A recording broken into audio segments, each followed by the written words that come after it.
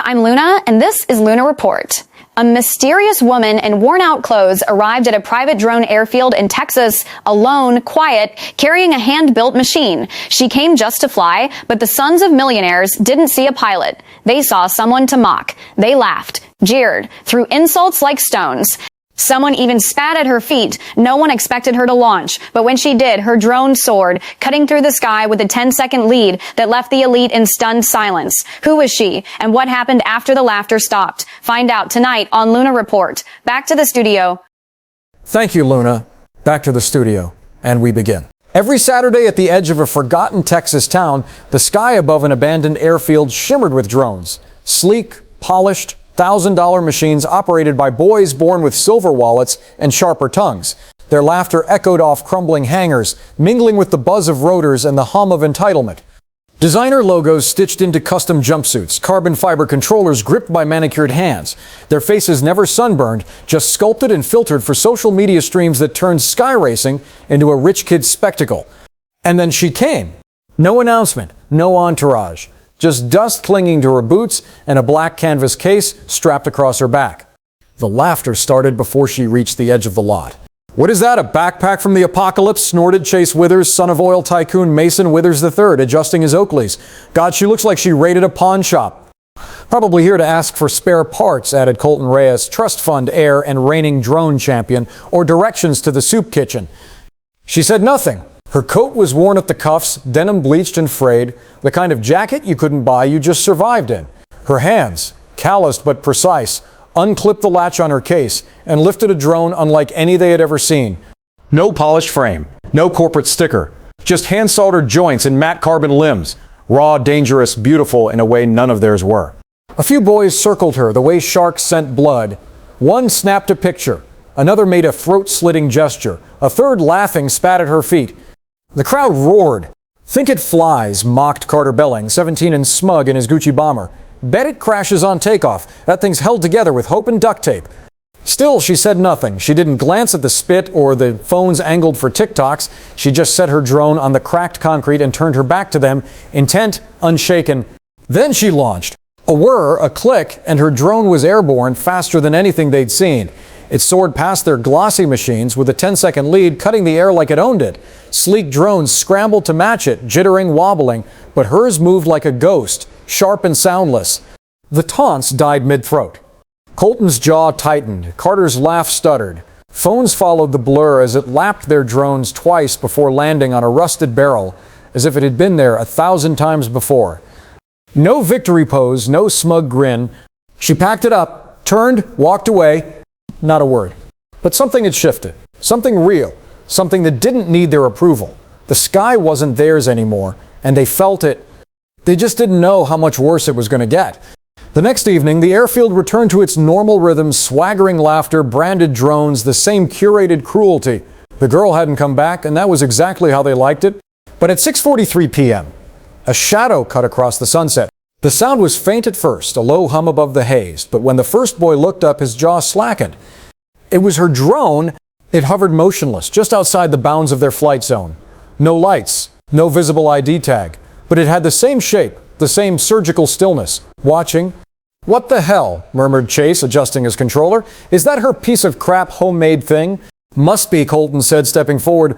"Looks like it's missing parts, probably falling apart mid-air." The drone didn't move. Not a twitch. Then it tilted as if nodding before zipping off with the speed of a bullet toward the east end of the airstrip. For a moment they laughed, nervous chuckles. Maybe she was back. Maybe she was about to get humbled. But the drone returned 20 minutes later. This time it hovered low, barely 20 feet above their heads. Its camera pivoted, zooming in.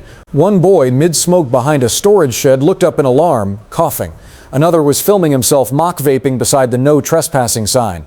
And further back, behind the security fence, Carter was shouting at an old man rooting through a trash bin. "Move it, stink rat," Carter barked, throwing a crushed can at the man's feet. A flash. The drone blinked. Red light. Recording. "Hey, stop filming," Chase shouted. Too late. The drone ascended with a whisper and vanished into the amber sky like a judgment taking flight. By morning, the airfield group chat was on fire, but worse was the internet. Twitter, Instagram, TikTok. All of it viral. Rich brats caught being trashed by mystery drone pilot, the headline screamed. Clips of Carter insulting the homeless man, a perfect shot of Chase with a vape in his mouth, underage, Colton urinating on a wall, laughing. Their faces tagged, full names, even school affiliations, each post more damning than the last. One father received a call by 8 a.m. contract terminated by a multinational brand. By 9:30, another was summoned by the board of trustees at his company. The private school issued statements by noon, expulsions pending. The videos weren't edited, no filters, no cuts, just truth, ugly and undeniable. And then, at 3:01 p.m., the drone returned. It flew above the airfield, paused over the main runway, and a small speaker crackled to life. Maybe next time, don't mock strangers. Then it soared straight up, disappearing into the clouds like a judgment passed. No one laughed. No one spoke. The sky was no longer theirs. She wasn't just a mystery anymore. She was watching. And now, she ruled the sky. By Monday evening, the storm hadn't passed. It had become a reckoning. News outlets ran the footage on loop. Elite teens humiliate homeless man. Drone exposes privilege. Talk shows dissected it. Podcasts speculated. Parents scrambled. Inside the gated communities of Magnolia Grove and Whispering Pines, doors slammed, lawyers were summoned, and PR agents braced for damage control. Colton Reyes's father lost a board seat at Apex Aerotech. Sponsors dropped out of their upcoming product line. Overnight, his drone brand ambassador deals vanished. Chase Withers's mom, the face of a family values fitness empire, posted a shaky video of herself sobbing and apologizing. It was too late. Her next 3 contracts were canceled before noon. And Carter, once the mouthiest of them all, was now a ghost. His father, a city commissioner, had been asked to step down to preserve public trust. Meanwhile, at the airfield, the mood had changed. Gone were the Gucci jackets and smug smirks. The laughter had dulled. Half the regulars didn't show up. The rest kept looking up. Dude, Ethan whispered, eyes scanning the sky. She's still watching, right? They didn't know her name. No one did. A few tried to trace the drone's signal. Nothing. She flew dark. No transponder ID. No registered tags. She hadn't used commercial channels. Her drone was invisible to the standard frequency nets, like a ghost. She's ex-military, probably, Colton muttered, pacing near his van. Has to be. No civilian builds a rig that fast, that smart. But the idea unnerved them more than it comforted. If she was military, what was she doing here? A few tried joking again, but their voices were thinner now, jokes half-formed. You think she lives in her car or something? Maybe she's a tech dropout, someone crazy. Maybe she's broke and jealous. But none of it landed. Not after what happened. Not after the voice. Maybe next time, don't mock strangers. It replayed in their heads like a warning or a curse. Online, the mystery deepened. Drone Queen trended for 72 hours straight. She flew like a goddamn fighter jet. She filmed and released in HD and tagged them. You know how much research that takes? Not a single edit, just truth. That's what killed them. Forums speculated everything from vigilante hacker to rogue journalist to AI activist. But the woman herself? She never showed her face. No apology, no interview, no digital trace. And that only made it worse, because by now they all knew. They hadn't just mocked a stranger. They had mocked someone better than them. Someone with eyes in the sky. Someone who could strike again. By Tuesday, their silence turned into suspicion. The drone hadn't reappeared, not yet, but its absence only made things worse. What if one of us leaked it? Colton said, voice sharp, as he leaned across the picnic table. His sunglasses were off, his eyes were bloodshot. Chase scoffed. Don't be an idiot. No one here's suicidal.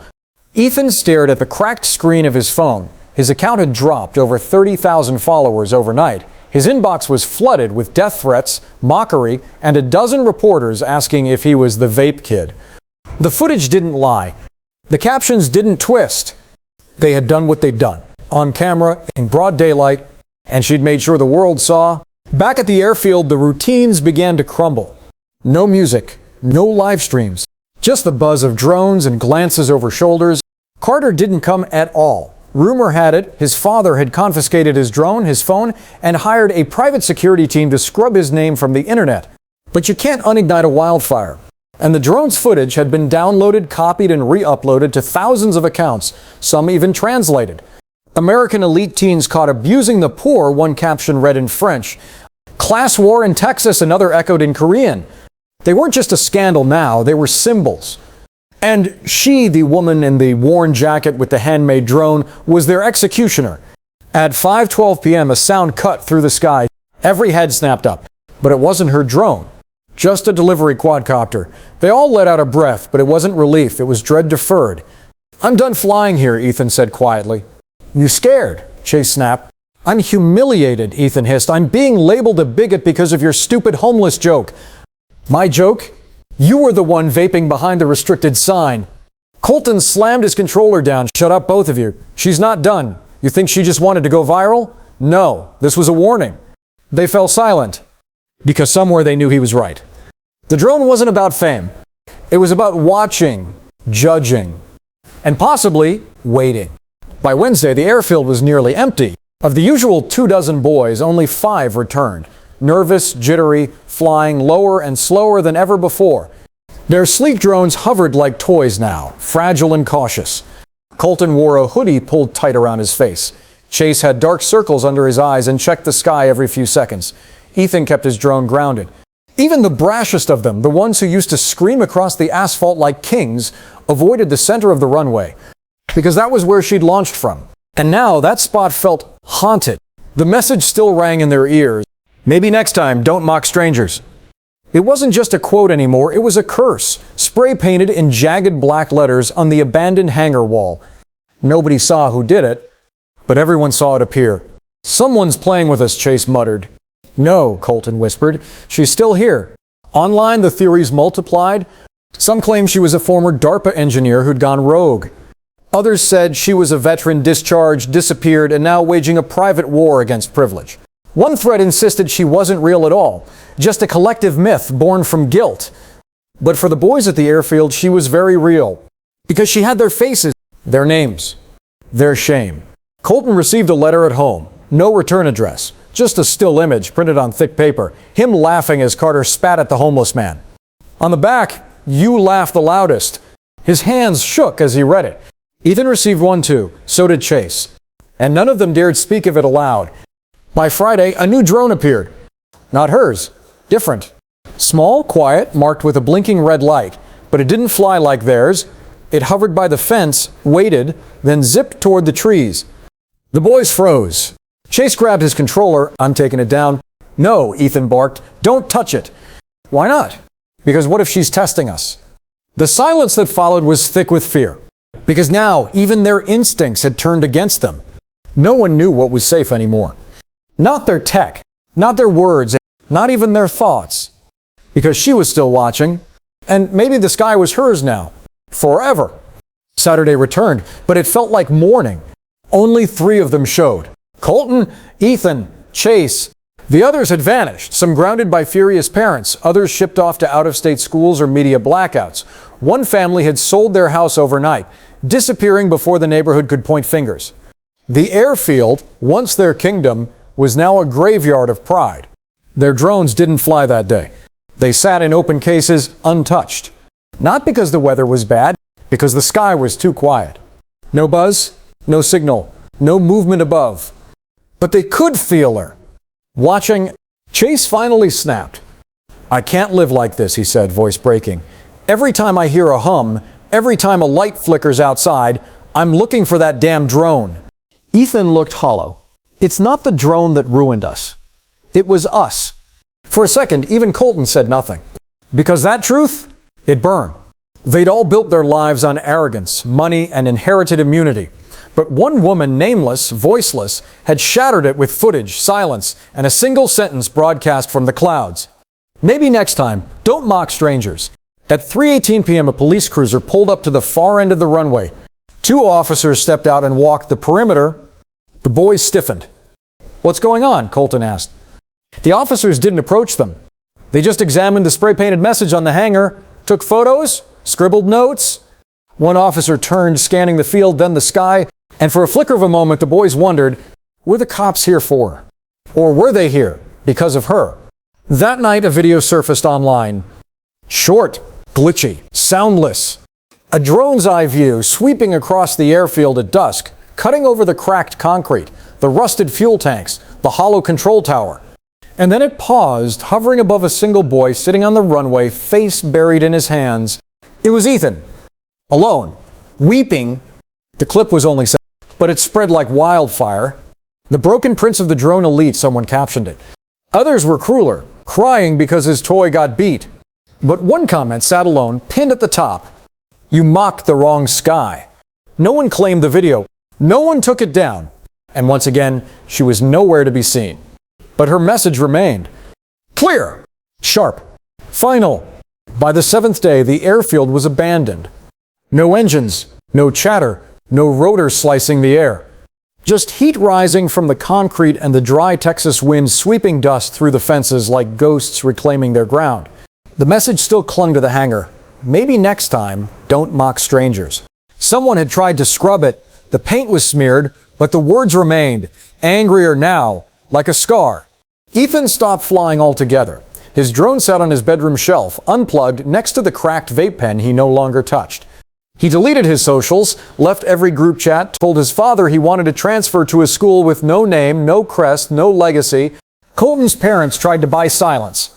They hired a PR firm, issued a carefully worded apology under his name, paid a tech team to suppress the footage. But the internet doesn't forget. He stopped going outside. Not from shame, but from exhaustion. He was tired of being recognized for the worst moment of his life. Tired of looking up. And Chase? He tried to fight it. He doubled down on arrogance, made a follow-up video mocking the mystery drone pilot, called her a psycho-vigilante and a paranoid coward with a GoPro. But no one laughed. The comment section flooded with screenshots, photos, side-by-sides, proof of what he'd done, replays of his insults, the spit at her feet. Even old footage surfaced, him mocking waitstaff, sneering at classmates, throwing cash on the floor for a janitor to pick up. He wasn't being hunted. He was being revealed.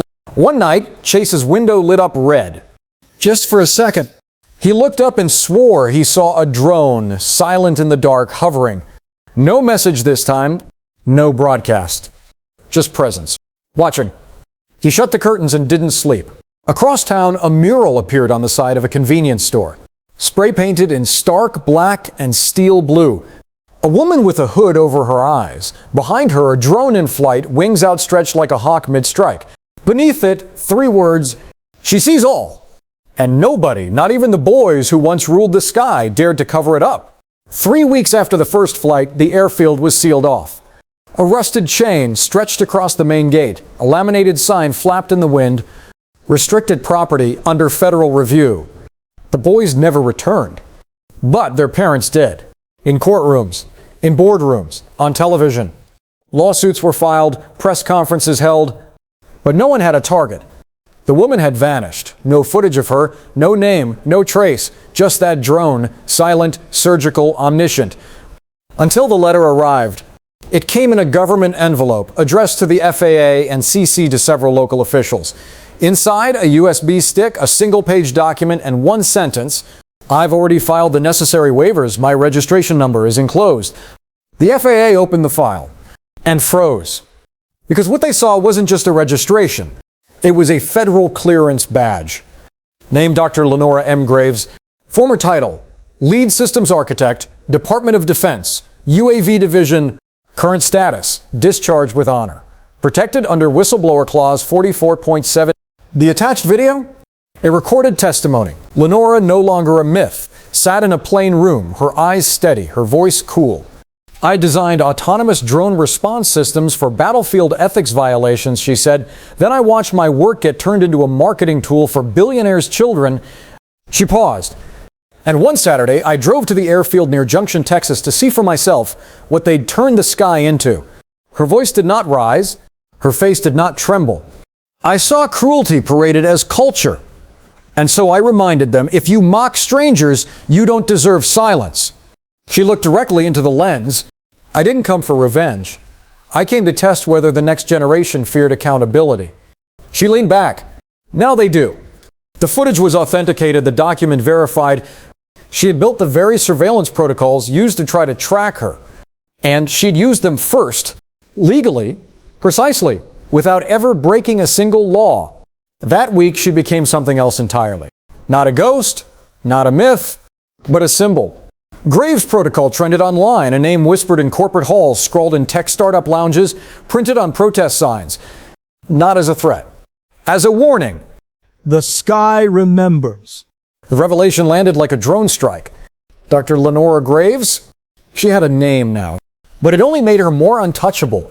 Government clearance, legal immunity, a record so clean it burned. Every insult, every snide comment, every act of arrogance they'd thrown them at someone whose resume read like a classified briefing, and she had never once raised her voice. The boy's parents launched inquiry. How was this allowed to happen? Why was she even there? Surely this was entrapment. But every door they pushed opened to silence. Because Dr. Graves had done everything by the book. She had filed the proper flight notices, adhered to altitude limits, and obtained permission from the neglected landowner of the airfield weeks in advance. A former Marine pilot confirmed the drone's specs. Home-built, but flawless. Better than anything the Air Force had deployed in Syria. She didn't just embarrass them, he said during an interview. She outclassed them. Meanwhile, schools quietly finalized expulsions. Colleges rescinded acceptances. 2 tech firms severed ties with families implicated in the scandal, citing ethical concerns. And across high school forums and private club chats, the boys who once ruled the weekend races were now whispered about like cautionary tales.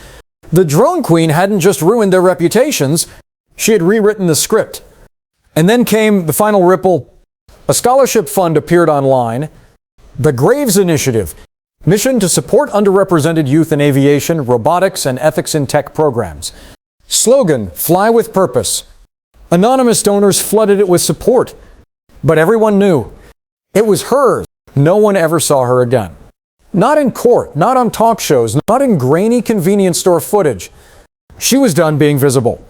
Because her job was complete. The boys had once ruled the sky. Now, they barely looked up.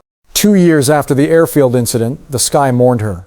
Dr. Lenora M. Graves, age 41, passed quietly in her sleep. Pancreatic cancer, stage 4. No public battle, no press release. Just a brief obituary in a veterans bulletin and a sealed letter sent to the FAA, time-stamped weeks before her death. Inside, a thank you, a flight log, and a note that read simply, I did what I could. Now it's your turn. The news didn't make headlines. But those who knew, those who had felt the weight of her message, felt her absence like a sudden silence in the clouds. The boys, now older, scattered across states and lives, read the news with different hearts. Ethan sat in his small apartment and wept for a woman he never apologized to. Colton lit a candle in the church his family hadn't entered in years. Chase, living under a different name, turned off the screen and walked outside for the first time in months and looked up at the sky, for once not in fear, but in respect. The airfield she had first visited was renamed Graves Memorial Field, in honor of ethical innovation and aerial accountability. Children came each Saturday, tinkering, coding, launching drones built with scraps and solder, their shirts marked by a now immortal slogan, she sees all. They never met her, but they studied her work, recited her message, and flew not for spectacle, but for purpose. One last drone flight was recorded weeks before she died. Footage showed her standing on a cliff's edge, wind pulling at her hood. She launched her original drone, the drone into the setting sun. The footage cut just as it disappeared into the clouds. No music, no speech, only one line of text over black. A sky watched is a world warned. And so she left, not with a headline, but with a legacy. Not with a roar, but with a signal. The sky, once ruled by the arrogant, now held a name they'd never forget. Graves. A woman who flew alone, was mocked, erased that mockery, and rose into legend. Forever watching. Forever seen.